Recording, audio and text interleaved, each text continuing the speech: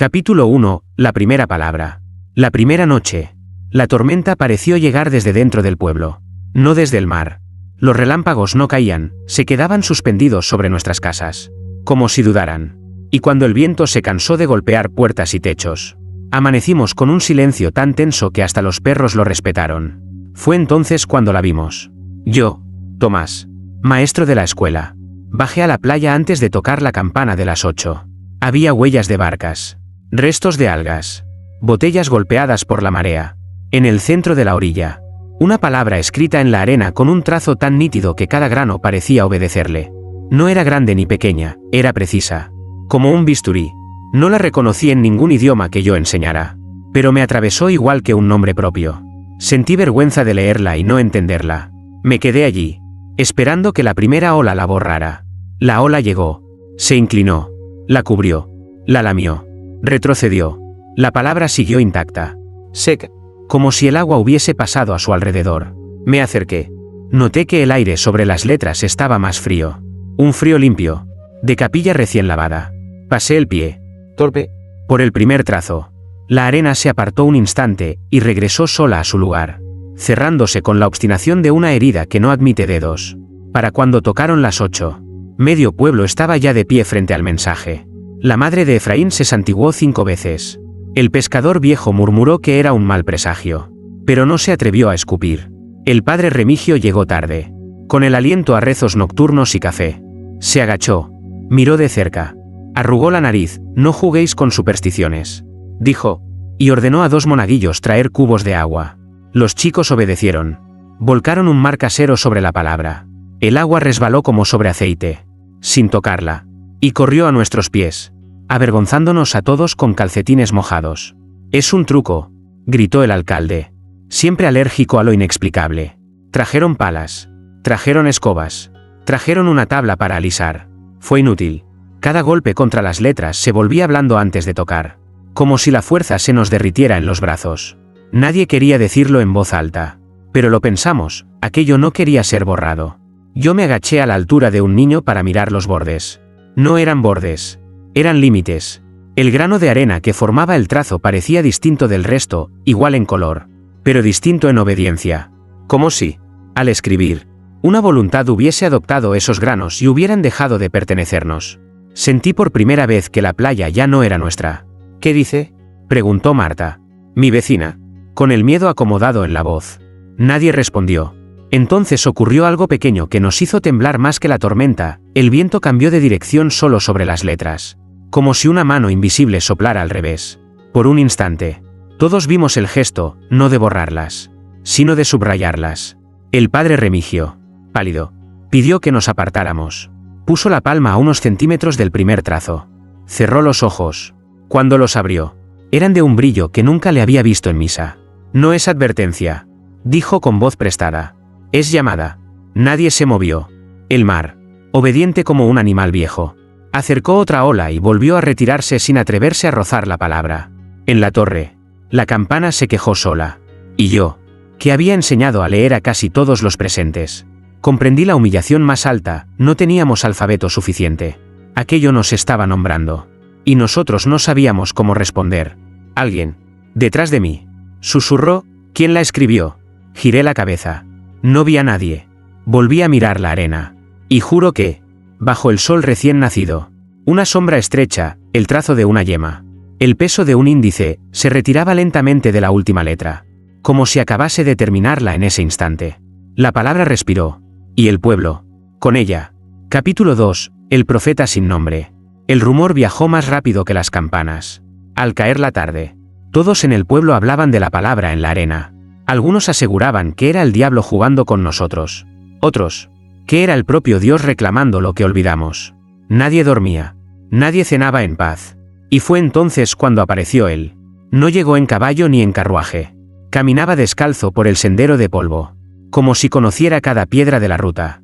Su túnica era simple, de lino gastado, y en sus ojos oscuros brillaba la fatiga de quien ha visto demasiado. Nadie lo conocía. Nadie lo esperaba. Sin embargo, cuando atravesó la plaza, los niños dejaron de gritar. Los perros se tumbaron en silencio y hasta las ventanas que siempre chirriaban se cerraron por sí solas. «¿Buscáis la escritura?», Preguntó con voz grave. Nadie respondió. Pero todos entendimos que no hablaba de cualquier escritura, sino de esa. Señaló hacia la playa sin moverse, como si su brazo supiera el camino mejor que sus pies. El alcalde, sudando detrás de su sombrero, intentó desafiarlo. ¿Quién eres? Aquí no necesitamos forasteros que jueguen con la fe de la gente. El extraño sonrió, no con ironía, sino con compasión. No soy forastero, dijo. Soy el eco de lo que ya sabéis. Lo seguimos hasta la arena. Algunos con rezos, otros con piedras en las manos. La palabra seguía allí, intacta, como recién escrita. El hombre se arrodilló frente a ella. No la tocó, no se atrevió. Cerró los ojos y sus labios comenzaron a moverse. Pronunció la palabra en voz baja, con la cadencia de un canto perdido. Y ocurrió algo imposible. Todos, absolutamente todos, la entendimos por un instante. No como un idioma extranjero, sino como un recuerdo que siempre había estado en lo más hondo. El padre Remigio se llevó las manos a la frente, temblando. «Calla», gritó. «Eso no es de Dios». Pero su voz sonó hueca, quebrada. El desconocido lo miró sin odio y replicó: «No es advertencia. Es sentencia. Una sentencia escrita por la mano que nos creó». El aire se densificó. Sentí que cada grano de arena nos observaba. Marta, mi vecina, se inclinó hacia mí y susurró: «Si esto es sentencia, ¿qué nos juzgan?». No supe qué contestar. De repente, el extraño levantó la vista hacia el horizonte, donde el sol caía sangrando sobre el mar. «Mañana», dijo, «habrá otra palabra. Y cuando aparezca, los incrédulos pagarán el precio de no haber escuchado hoy». Un murmullo helado recorrió a la multitud. Nadie quiso admitirlo, pero todos esperábamos el amanecer con una mezcla de miedo y ansia. El profeta sin nombre se levantó, giró sobre sí mismo y se perdió entre las sombras sin dejar huella en la arena. La palabra seguía ahí, y con ella, la certeza de que nuestra vida había cambiado para siempre. Capítulo 3. La arena que sangra. La madrugada llegó con un silencio antinatural. Ni el mar golpeaba con fuerza ni las gaviotas chillaban. El pueblo entero se reunió de nuevo en la playa, esperando la otra palabra que el profeta sin nombre había prometido. Yo, con los ojos cansados de no dormir, sentía como la arena bajo mis pies temblaba como si respirara. La primera luz del sol cayó sobre la orilla, y allí estaba, una nueva palabra, escrita junto a la primera, idéntica en precisión, imposible de borrar. Esta vez, sin embargo, había algo distinto. El trazo parecía más oscuro, como si la arena hubiese absorbido un líquido desconocido. Marta, siempre valiente, se acercó la primera y murmuró: «No es tinta». Extendió la mano, rozó un borde y retrocedió con un grito ahogado. La punta de su dedo quedó manchada de rojo. «Sangre». El pescador viejo cayó de rodillas y empezó a rezar en voz alta, golpeándose el pecho. Los niños corrieron hacia sus madres. Y el alcalde, más pálido que nunca, ordenó cubrirla con mantas. Trajeron telas gruesas, pero al posarlas sobre la arena, la sangre se filtró como si la tela fuese humo, empapando todo con un olor metálico insoportable. El padre Remigio, temblando, levantó un crucifijo y gritó: «Es obra del demonio». Pero en ese instante, la palabra empezó a palpitar, como una herida viva. Cada latido resonaba en el aire, en nuestros huesos, como si la playa entera tuviera corazón. Nadie se atrevía a moverse. Yo me acerqué, contra toda razón, y observé con detalle. La sangre no corría hacia afuera, brotaba de dentro de la arena, como si un cuerpo invisible estuviera enterrado y sangrara hacia arriba. Fue entonces cuando escuchamos el murmullo. No salía del mar ni del viento, sino del mismo suelo. Susurraba la palabra escrita, una y otra vez, con la cadencia de una plegaria. «Se alimenta de nosotros», murmuró alguien. Y entonces ocurrió lo peor: la sangre comenzó a extenderse lentamente por la arena, dibujando venas que corrían hacia nuestras huellas. Intentamos retroceder, pero la marea estaba quieta, como congelada, bloqueando el camino. El profeta sin nombre no apareció esa mañana, pero su advertencia resonaba en nuestra memoria: los incrédulos pagarán el precio. Marta se agarró de mi brazo, los ojos abiertos como platos. «Tomás», dijo, «la palabra nos está reclamando». El padre Remigio intentó entonar un salmo, pero su voz se quebró cuando vio que la sangre comenzaba a subir por sus sandalias.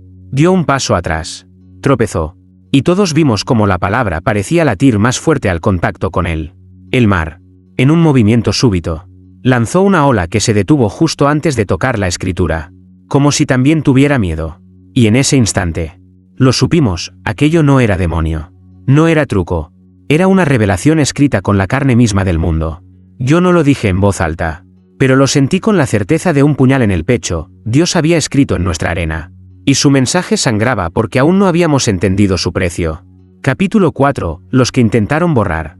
La noticia se esparció como fuego en pasto seco. 3 hombres del pueblo habían jurado esa noche acabar con la escritura maldita. Eran conocidos por su terquedad: Mateo, el herrero; Julián, el molinero; y Simón, el hijo mayor del alcalde. Si es obra del diablo, gritaban en la taberna, la fuerza humana bastará para arrancarla. Y si es de Dios, que nos castigue entonces. Nadie se atrevió a detenerlos.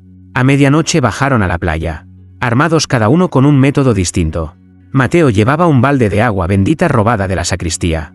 Julián cargaba una antorcha encendida, convencido de que el fuego purifica. Simón blandía una pala de hierro, con la que pensaba enterrar para siempre aquellas letras. Yo lo seguí a distancia, incapaz de dormir, con el corazón encogido. La palabra seguía allí, más oscura que nunca, latiendo como si respirara bajo la luna. La sangre había dejado de expandirse, pero brillaba como si estuviera fresca. Los hombres se miraron y rieron, nerviosos. Mateo fue el primero, levantó el balde y lo volcó sobre la escritura.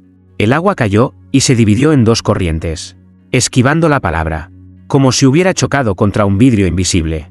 El balde quedó seco y Mateo, horrorizado, vio como gotas de su propia frente se desprendían en sangre, no en sudor. Julián avanzó sin esperar, hundió la antorcha sobre las letras. Rugiendo, el fuego chisporroteó, pero en lugar de consumir la arena, la llama se volvió negra, densa como humo, y se apagó con un chillido que no salió de la madera, sino del aire mismo. Un instante después, la piel de Julián comenzó a arder sola, con marcas rojas que se dibujaban en su pecho como los mismos trazos de la palabra. Simón, enfurecido, gritó que todo era teatro, y levantó la pala. Con fuerza brutal la hundió en el centro de la escritura. El hierro retumbó contra algo sólido, aunque bajo la arena no había piedra. El golpe resonó como campana rota y la pala se partió en 2. Simón cayó de rodillas. Y entonces ocurrió lo indecible: la palabra se iluminó, y un nuevo trazo se extendió más allá de las letras, subiendo por su brazo, grabándose en su piel como si fuese carne blanda. Los 3 hombres gritaron. El eco de sus voces reventó contra los acantilados y despertó al pueblo entero. Cuando los demás bajaron corriendo, solo encontraron silencio y un olor metálico insoportable.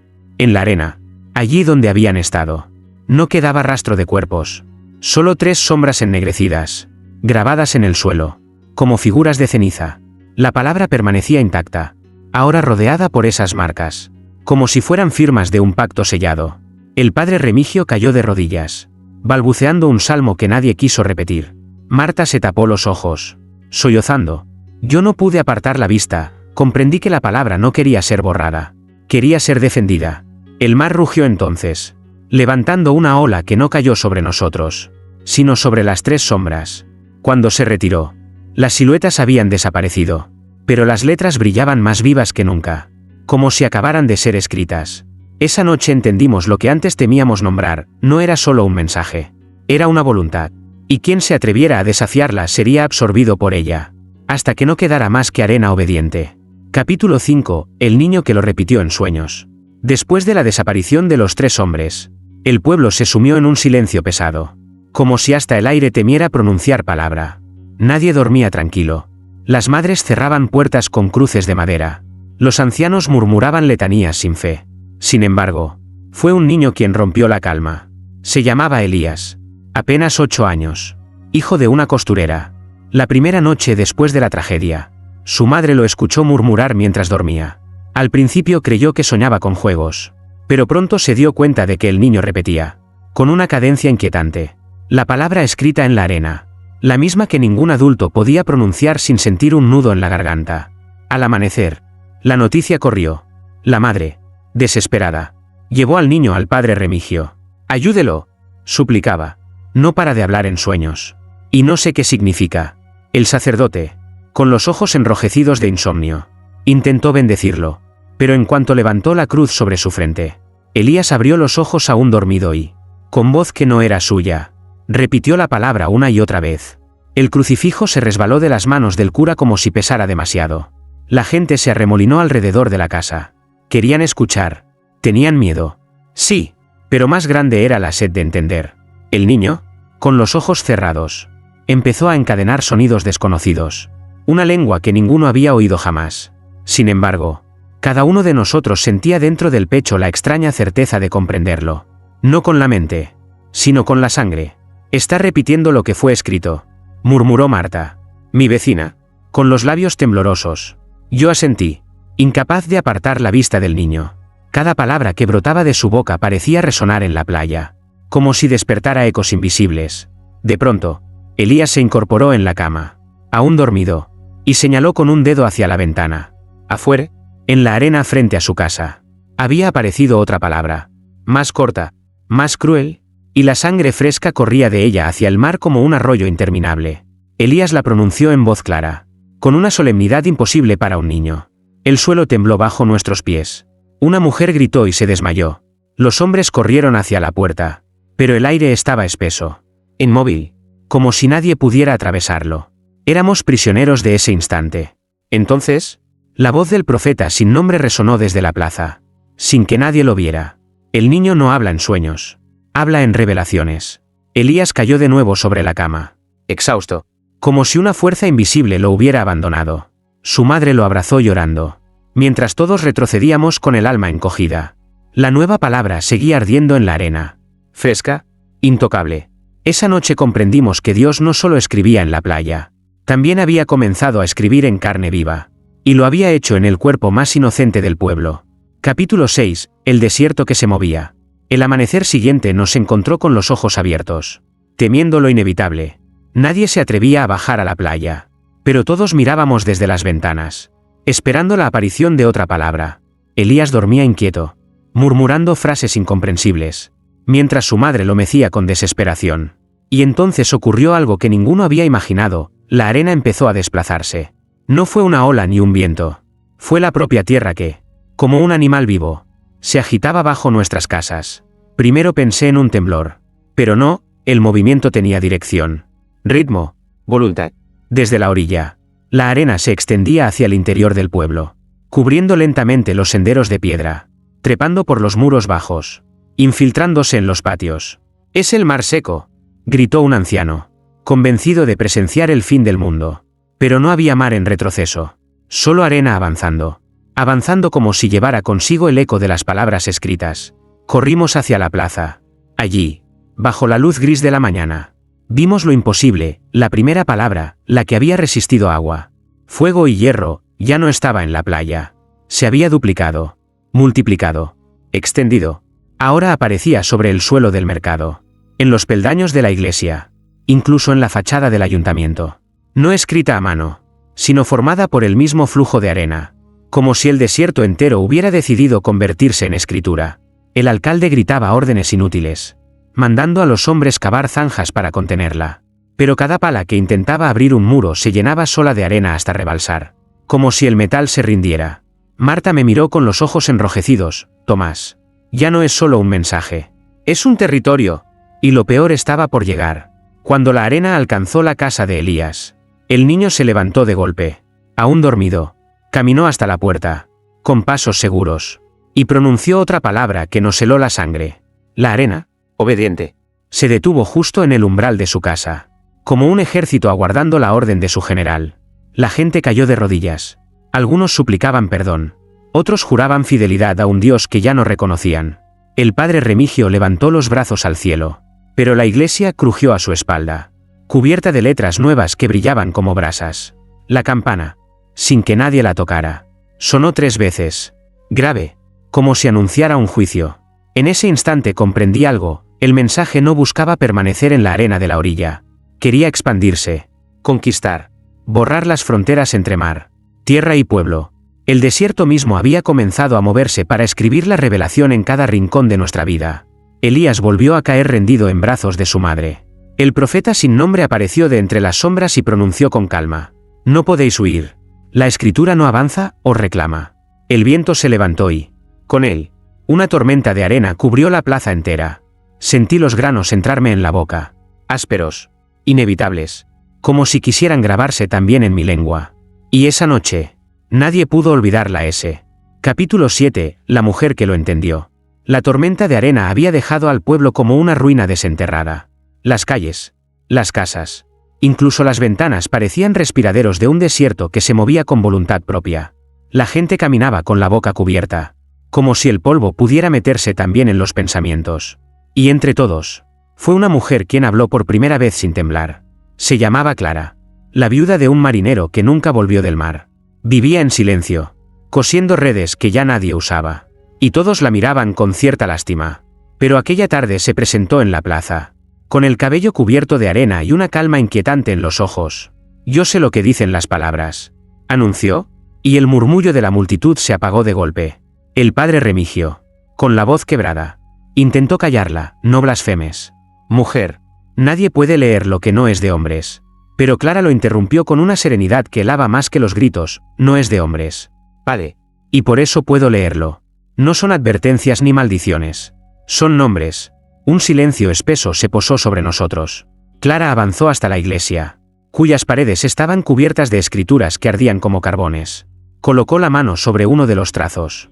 Y nadie entendió por qué no se consumió como los otros. La arena vibró bajo su palma y Clara pronunció en voz alta la palabra, no como un murmullo enigmático, sino con claridad, como si hubiera estado en su boca desde siempre. Lo que ocurrió después nos desnudó por dentro. Cada uno escuchó algo distinto en esa misma palabra. Yo oí mi propio nombre. Marta oyó la voz de su madre muerta. El alcalde oyó un reproche que lo hizo llorar como niño. Era un nombre. Sí, pero no un solo nombre. Era el nombre de Dios pronunciándose en cada alma de manera distinta. Clara cayó de rodillas. Pero no de miedo. Lloraba como quien reconoce un rostro amado. «Este es el nombre que olvidamos», dijo, «el que la iglesia escondió bajo sus altares. El que los hombres prefirieron silenciar porque exigía obediencia verdadera. Algunos comenzaron a creer en ella de inmediato. Otros, aterrados, la acusaron de ser bruja, de estar poseída. El padre Remigio alzó el crucifijo, pero la cruz de madera se agrietó en sus manos. Entonces comprendimos que la autoridad del sacerdote se estaba desmoronando, y que una nueva fe estaba naciendo en labios de una mujer. El profeta sin nombre apareció entre las sombras de la plaza, como si siempre hubiera estado allí. Asintió a Clara con un gesto solemne y declaró: «Ella no traduce, ella recuerda». «Elías, el niño», se despertó en ese instante y, aún medio dormido, repitió la palabra que Clara había pronunciado. La arena se detuvo de pronto, como si hubiese recibido una orden. El pueblo entero cayó de rodillas, incapaz de distinguir si rezaba o simplemente se rendía. Y yo entendí, con un escalofrío imposible de ignorar, la revelación ya tenía voz. Y era la voz de una mujer que se había atrevido a leer lo que nadie más pudo. Capítulo 8. La traición del altar. La iglesia siempre había sido el único refugio del pueblo. Entre sus muros fríos y sus vitrales sucios de salitre, aún nos sentíamos parte de algo más grande. Pero aquella mañana, después de lo que Clara reveló, la gente entró con miedo, como si las paredes pudieran escucharnos. El padre Remigio insistió en celebrar misa, quizás para recuperar la autoridad perdida. La iglesia estaba llena. Nadie quería faltar, temiendo que ausentarse fuese visto como un rechazo al mismo Dios. Clara permanecía en silencio, al fondo, con el velo negro de viuda y los ojos brillando como brasas. Elías, el niño, dormía en brazos de su madre, murmurando frases cortas en sueños. Cuando el sacerdote levantó la hostia, el aire cambió. Un crujido profundo recorrió las paredes. Y el altar, esa piedra que había sostenido generaciones de plegarias, tembló bajo sus manos. Al principio pensamos que era otro temblor de tierra. Pero no, el altar estaba cediendo desde dentro, como si lo royeran raíces invisibles. De repente, se partió. La losa superior cayó con estrépito, levantando polvo y gritos. Debajo, no había hueco vacío ni reliquias escondidas, sino otra palabra, la misma escritura, grabada en la piedra, idéntica a la que había aparecido en la arena, no trazada por cincel humano, sino incrustada en la roca como si siempre hubiera estado allí, esperando. El padre Remigio retrocedió, pálido, mientras los fieles se apretaban unos contra otros. Clara avanzó lentamente y, sin tocarla, pronunció en voz baja la palabra oculta. El eco fue inmediato, las paredes de la iglesia comenzaron a resonar con un murmullo, como si miles de voces la repitieran al unísono. Entonces ocurrió lo imposible, las imágenes de santos, los cuadros polvorientos, incluso la cruz central del altar, se agrietaron y cayeron al suelo. No había odio en esa destrucción, sino un gesto claro, Todo lo que la Iglesia había puesto encima para cubrir la revelación estaba siendo rechazado. El altar nos mintió, susurró Marta, con lágrimas en los ojos. Nadie se atrevió a contradecirla. El sacerdote intentó imponer silencio, pero su voz quedó ahogada en el coro invisible que repetía la palabra. Elías, aún dormido, se incorporó y la repitió también, con una solemnidad que hizo temblar hasta las velas encendidas. El profeta sin nombre, apoyado contra la puerta, habló por primera vez dentro de la iglesia. No fue Dios quien traicionó al altar, fue el altar el que traicionó a Dios. Una ráfaga de viento recorrió la nave, apagando todas las luces. Solo la palabra grabada en la piedra seguía brillando, iluminándonos con un resplandor frío. En ese instante comprendimos que lo sagrado ya no estaba en la liturgia ni en las manos del sacerdote.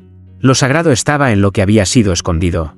Y esa revelación, tan luminosa como insoportable, nos dividió para siempre. Unos se arrodillaron ante la palabra, otros huyeron aterrados. Yo me quedé de pie, con la certeza de que el mundo que conocíamos había terminado en ese mismo instante, bajo las ruinas de nuestro propio altar. Capítulo 9. El mar que retrocedió. La mañana siguiente amaneció con un rugido que no venía del cielo ni de la tierra, sino del mar. Corrimos hasta los acantilados y vimos lo imposible: el océano entero se apartaba, retirándose como si obedeciera una orden invisible. No era marea baja, era huida. Las olas retrocedían kilómetros, dejando al descubierto un lecho marino húmedo, cubierto de algas podridas, esqueletos de peces y barcos olvidados por siglos.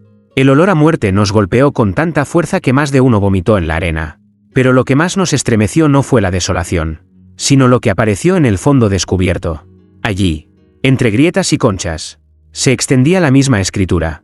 Palabras inmensas, tan grandes como plazas enteras, grabadas en el suelo marino.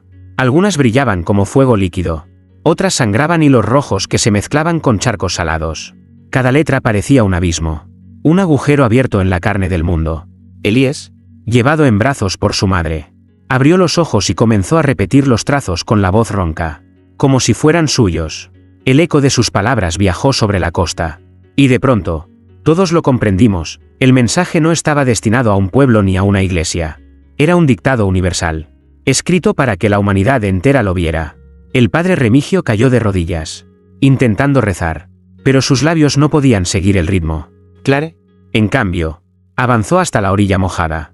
No podemos taparlo, dijo, ni con muros ni con altares, porque el mar mismo lo guardaba, y ahora lo entrega. Entonces ocurrió algo aún más aterrador. Los barcos anclados en la bahía comenzaron a crujir, liberándose de sus amarras. No navegaban hacia mar abierto, sino hacia atrás, como arrastrados por una corriente invisible que los llevaba al centro de la escritura marina. La madera chocaba contra los signos y se hacía polvo, absorbida como si los barcos fueran ofrendas.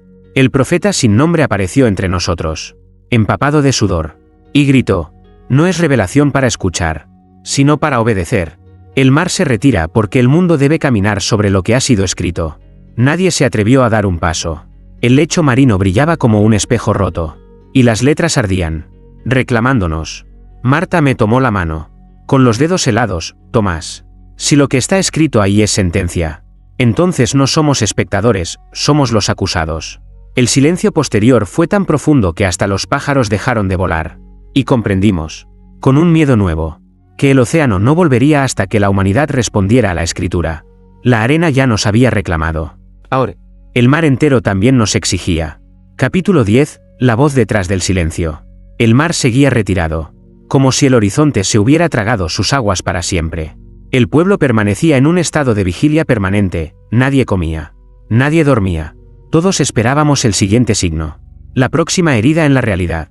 Y llegó de la forma más inesperada, no con un trueno, ni con sangre, sino con silencio. Elías había dejado de hablar. El niño que hasta entonces repetía las palabras en sueños amaneció mudo. Su madre lloraba desconsolada, creyendo que era castigo. Pero lo extraño no fue su silencio, sino lo que ocurrió después. Cada vez que alguien pronunciaba la palabra escrita, aunque fuera en susurro, una voz invisible respondía. La primera en probarlo fue Clara. Frente a todos, se inclinó y dijo en voz baja el nombre que había reconocido en la arena. Al instante, una voz grave, profunda y múltiple, como si viniera de 1000 gargantas a la vez, retumbó en la plaza. No provenía del cielo ni de la tierra, sino del aire mismo. Detrás del silencio. Te escucho, dijo la voz.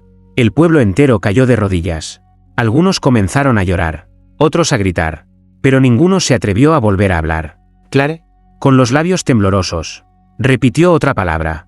La respuesta llegó de inmediato, idéntica en fuerza. obedece. Desde entonces, el silencio se convirtió en un templo. Nadie se atrevía a pronunciar nada frente a las escrituras, temiendo una respuesta imposible de comprender. Sin embargo, los más valientes lo intentaron. Un pescador preguntó, ¿qué quieres de nosotros? La voz respondió, seca como un cuchillo. Todo. El padre Remigio, aterrado pero con la fe herida, alzó el crucifijo y gritó el nombre de Cristo frente a la palabra. La voz, Tranquila. replicó, él también me obedece. El crucifijo se resquebrajó en sus manos. El sacerdote huyó, dejando a su rebaño sin pastor. Elías, Aún mudo, comenzó a escribir en la arena de su casa con un palo. Nadie le había enseñado, pero sus trazos reproducían con exactitud las palabras del mar y de la playa. Era como si la voz, al callar su boca, hubiera encontrado un nuevo canal en sus manos. Esa noche, la plaza quedó vacía. Nadie quería enfrentarse al eco. Y sin embargo, yo no pude resistir.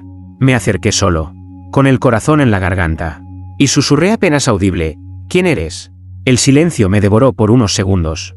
Luego, la respuesta llegó clara, infinita, como un soplo dentro de mis huesos. Soy el que escribió tu nombre antes de que existieras. Caí de rodillas, temblando, con la certeza de que lo que hablaba detrás del silencio no era un fantasma ni un demonio. Era una presencia anterior a todo, tan vasta que no necesitaba alzar la voz para gobernar. Y entendí, con un miedo reverente, que ya no éramos testigos de una revelación. Éramos interlocutores. Capítulo 11, El precio del olvido. El amanecer trajo consigo un nuevo horror, los rostros. No los de los muertos, sino los de los vivos. Fue Marta quien me lo señaló primero. Estábamos en la plaza cuando reconocí que su mirada se extraviaba al verme. Tomás, me dijo con voz rota. Sé que te conozco, pero no recuerdo cómo aprendí tu nombre. Su confesión se extendió como un fuego. Pronto descubrimos que otros sufrían lo mismo. Algunos olvidaban los nombres de sus hijos. Otros no podían reconocer las calles donde habían nacido. Los recuerdos se disolvían como tinta en agua. Y cada olvido tenía algo en común. Todos ellos habían jurado la noche anterior no volver a pronunciar las palabras de la arena. Clare, En cambio, permanecía serena. Se acercó al grupo de los que lloraban y habló con voz firme. El precio de negar lo escrito es el vacío. La memoria es la primera ofrenda que reclama. Elías, Aún mudo, escribió en la arena frente a su casa un trazo nuevo. No era una palabra. Era un signo. Una espiral que giraba hacia adentro. Quienes lo vieron de cerca palidecieron. Era idéntico a la forma en que los recuerdos parecían hundirse en sus mentes. El padre Remigio, debilitado, intentó resistirse. Esto es un castigo del demonio, exclamó. No de Dios. Pero al decirlo se detuvo. Confundido, no recordaba la oración completa que había repetido miles de veces en misa. Sus labios se movían vacíos, y el crucifijo temblaba en su mano como un objeto sin sentido. Yo mismo comencé a sentir el filo de ese olvido. Las lecciones que había enseñado a mis alumnos. Los poemas que había memorizado de niño. Se deshacían en mi cabeza como arena arrastrada por el viento. Solo la palabra escrita permanecía intacta en mi mente. Brillante. Imposible de borrar. Fue entonces cuando la voz detrás del silencio habló de nuevo. Invisible pero audible en cada rincón del pueblo. Recordaréis lo que yo escriba. Olvidaréis lo que no nombréis. Un llanto colectivo se alzó en la plaza. Entendimos que no se trataba de fe ni de devoción, sino de supervivencia. Si rechazábamos la escritura, perderíamos nuestra identidad hasta convertirnos en sombras. Marta se abrazó a mí con desesperación. Si no repetimos esas palabras, desapareceremos, susurró. Y en sus ojos vi el pánico de quien ya había olvidado demasiado. Elías levantó la mirada y, por primera vez en días, habló con su propia voz. Era débil, pero clara. No teman al recuerdo. Témanse a sí mismos si lo dejan morir. El silencio que siguió fue absoluto. Sabíamos que la sentencia ya no estaba en las piedras ni en la arena, sino en nuestra propia memoria. Esa noche, los más valientes comenzaron a recitar las palabras en voz baja, como un rezo forzado. Los demás se quedaron mudos, aferrados a un vacío que los devoraba poco a poco. Y comprendí, con un escalofrío que me heló hasta el alma, olvidar ya no era un accidente. Era una condena. Capítulo 12, La última arena. El cielo amaneció amarillo, cargado de polvo, como si el sol hubiera decidido enterrarse con nosotros. El mar seguía retirado y el aire olía a óxido y silencio. Nadie sabía cuántos de nosotros quedábamos completos, muchos ya no recordaban sus nombres, ni las casas donde habían nacido. Éramos un pueblo a medias, sostenido apenas por el eco de las palabras que se negaban a morir. Clara reunió a todos en la plaza. Su voz, firme y calmada, parecía la única cuerda que mantenía al pueblo unido. Elías no puede contenerlo más, dijo. La escritura quiere completarse. Y cuando lo haga, no habrá marcha atrás. Elías estaba sentado en el suelo, con la mirada perdida en un punto invisible. Sus manos temblaban sobre la arena, dibujando sin descanso líneas que se unían, curvas que parecían formar un círculo perfecto. Su madre lloraba, pidiéndole que se detuviera, pero era como si el niño ya no obedeciera a nadie salvo a esa voluntad inmensa que respiraba detrás del mundo. Entonces, ocurrió lo que nadie esperaba, una tormenta de arena se alzó en el horizonte. No desde el desierto ni desde el mar, sino desde debajo de nosotros. El suelo entero comenzó a levantarse en olas doradas que golpeaban casas, techos, campanas. No eran granos sueltos, sino un ejército, cada partícula obedecía un mismo trazo invisible.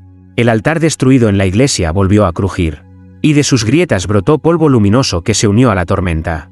Los muros se derrumbaron, revelando lo que ocultaban, una palabra gigantesca, grabada en las entrañas de la piedra.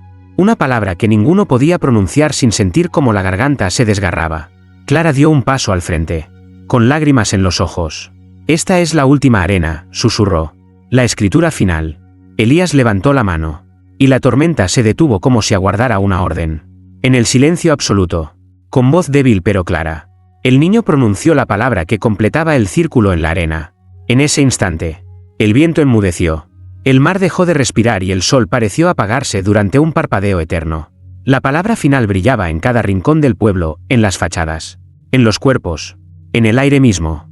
Era imposible escapar, imposible negar. Todos caímos de rodillas, no por fe, sino porque la gravedad misma parecía obligarnos. La voz detrás del silencio habló entonces por última vez. Ya no sois pueblo, sois escritura. Sentí como mi piel ardía, y al mirarme vi letras formarse en mis brazos, en mi pecho, como si me estuvieran copiando en un libro invisible. A mi alrededor, hombres, mujeres y niños se convertían en frases vivientes, en trazos que latían. Elías, exhausto, se derrumbó en brazos de su madre. Clara cerró los ojos, sonriendo con una serenidad extraña. Ahora sabemos lo que siempre fuimos, murmuró. La arena cubrió todo en un último abrazo. Y cuando abrí los ojos, comprendí que el pueblo había desaparecido. No éramos casas ni calles ni nombres. Éramos la última palabra escrita por la mano de Dios, grabada en la arena que nadie podría borrar jamás.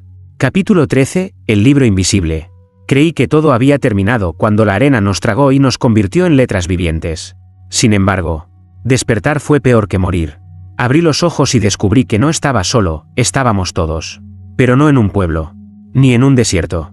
Estábamos dentro de un vacío luminoso. Un espacio donde no había horizonte ni techo. Solo un resplandor dorado que parecía vibrar con cada respiración. Las palabras que habían cubierto nuestras pieles flotaban ahora a nuestro alrededor, girando en espirales interminables. Cada letra era un fragmento de nosotros, un recuerdo, una lágrima, un secreto. Podía ver mi infancia convertida en un signo. La voz de mi madre escrita como un trazo de fuego. Elías, en el centro del resplandor. Parecía brillar más que los demás. No hablaba, pero cada gesto suyo hacía que las letras se organizaran, como si él fuera la pluma y nosotros el papel. Clara avanzó hacia él, con la serenidad de quien ya sabía lo que vería. Esto no es el final, dijo. Es el libro que nunca se escribió. El que estaba escondido en cada grano de arena, esperando ser leído. Entonces lo comprendimos, no éramos espectadores de un milagro, sino capítulos de algo mayor.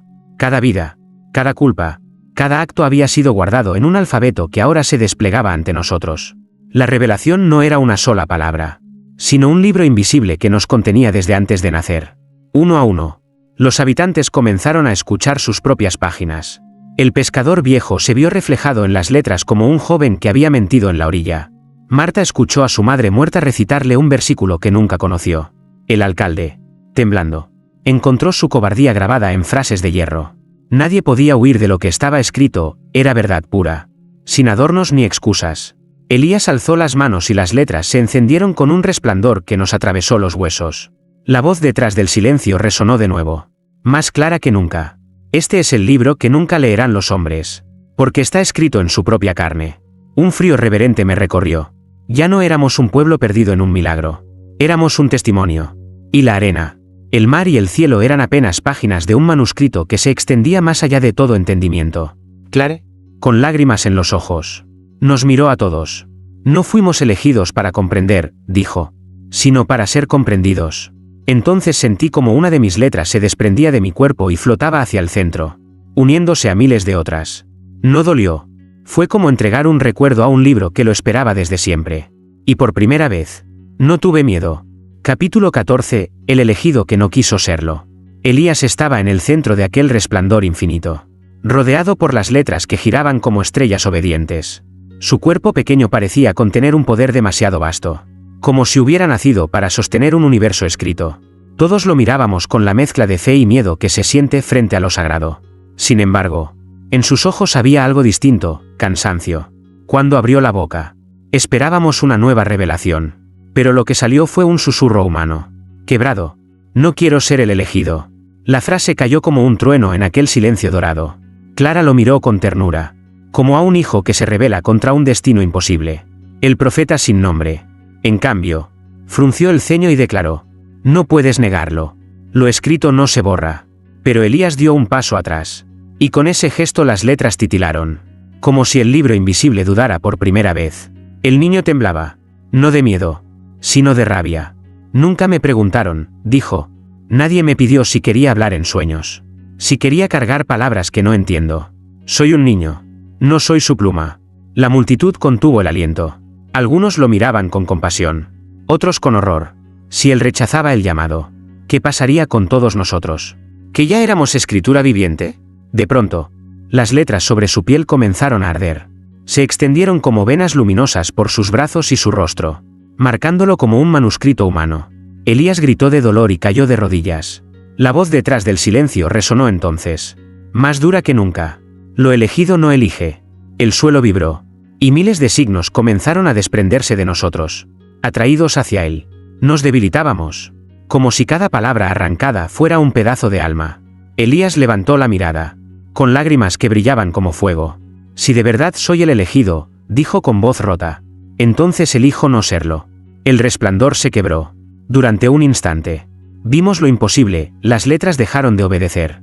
Giraron caóticas, formando torbellinos de frases incompletas, oraciones desgarradas que chocaban unas contra otras. El libro invisible temblaba en sus cimientos, como si la rebeldía de un solo niño pudiera deshacer lo eterno. Clara corrió hacia él, lo abrazó con fuerza, y susurró: hijo, no temas. Quizás Dios también necesitaba escuchar un no, para escribir lo que falta. Elías cerró los ojos, exhausto. pero en su rostro había algo nuevo, no resignación, sino decisión. Y nosotros, que ya éramos párrafos vivientes, comprendimos que el destino podía agrietarse desde dentro. El profeta sin nombre cayó de rodillas, murmurando en voz baja: si lo niega, entonces se abrirá otro capítulo, uno que nadie ha visto jamás. Y en ese instante, el resplandor entero se oscureció, como si el libro invisible esperara la última palabra de un niño que no quería ser elegido. Capítulo 15. El eco que nunca calla. Epílogo. El resplandor que nos rodeaba se apagó como una lámpara que se ahoga en su propio aceite. Y en esa penumbra dorada quedó solo un murmullo, no de voces humanas, sino de letras sueltas, como si el universo entero respirara a través de sílabas.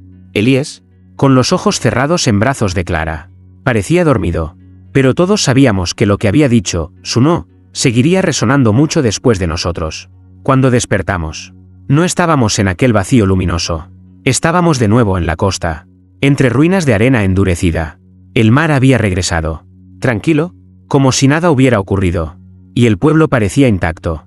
Salvo por un detalle aterrador, nadie más recordaba haber vivido allí. Éramos los únicos. Sin embargo, en cada rincón del mundo comenzaron a aparecer las huellas. Viajeros hablaban de desiertos en África donde la arena formaba frases al amanecer. Pescadores de Asia juraban haber visto palabras brillando en el fondo del océano. En templos olvidados de Europa, peregrinos encontraban letras que nadie podía borrar. Era el mismo mensaje, la misma caligrafía imposible, como si la mano invisible hubiera decidido extender su libro sobre todos los continentes. Yo, Tomás, lo escribo con la claridad que me queda. Ya no somos un pueblo. Somos testigos dispersos. Lo que vivimos no fue un milagro aislado, sino el comienzo de un eco que nunca calla. Cada palabra escrita en la arena reaparece en otra parte del mundo, como si la revelación estuviera caminando sobre la piel de la tierra, buscando lectores involuntarios. Elías no volvió a hablar mucho más. Su silencio era distinto, no vacío, sino cargado de un secreto que nos superaba. A veces lo veía dibujar en la arena de la playa, no frases completas, sino fragmentos, ecos de lo que había rechazado. Y siempre, al terminar, el viento borraba sus trazos, excepto uno, el círculo incompleto que nunca dejaba de reaparecer, como si aguardara la última palabra. Clare. En cambio, se convirtió en faro, viajó de pueblo en pueblo, llevando la noticia de que Dios había vuelto a escribir, pero esta vez no en pergaminos ni en templos, sino en lo que nadie puede controlar, la arena, el mar, la memoria. Algunos la siguieron, otros la llamaron hereje, pero el eco seguía allí, inmutable, repitiendo lo que ninguno podía desoír. Y yo sé que, cuando muera, no dejaré lápidas ni retratos, dejaré una palabra en la arena, y alguien, en algún rincón del mundo, la leerá y no podrá borrarla. Porque lo comprendí demasiado tarde, las revelaciones no terminan con los hombres, ni con los pueblos, ni con los libros. Siguen resonando, multiplicándose, hasta que el último grano de arena caiga sobre la tierra. Ese será el verdadero final. O tal vez, el principio. Epílogo, la arena que respira. El tiempo pasó, aunque nadie en el pueblo podría decir cuánto. Los días se confundían con las noches. Y el mar, indiferente, volvía a besar la orilla como si nunca se hubiera retirado. Y sin embargo, bajo cada ola, bajo cada paso, seguía latiendo la certeza, la mano que escribió en la arena aún estaba escribiendo. Los sobrevivientes rara vez hablaban entre sí. Muchos habían olvidado nombres, fechas, hasta su propio reflejo, pero todos recordaban las letras. A veces, al cerrar los ojos, reaparecían en la piel como cicatrices luminosas. Otras, resonaban en los sueños, tan claras como campanas enterradas. Nadie pudo escapar del eco. Clara siguió caminando por tierras lejanas, llevando la revelación como una llama que no se apaga. No pedía templos ni altares, solo recordaba a la gente que mirara la arena antes de pisarla. Allí, decía, la escritura respira. Elías creció en silencio. Nunca volvió a aceptar ser profeta, pero tampoco pudo huir del destino. A veces desaparecía por días enteros y regresaba con los ojos llenos de horizontes que nadie más había visto. Nadie se atrevía a preguntarle dónde había estado.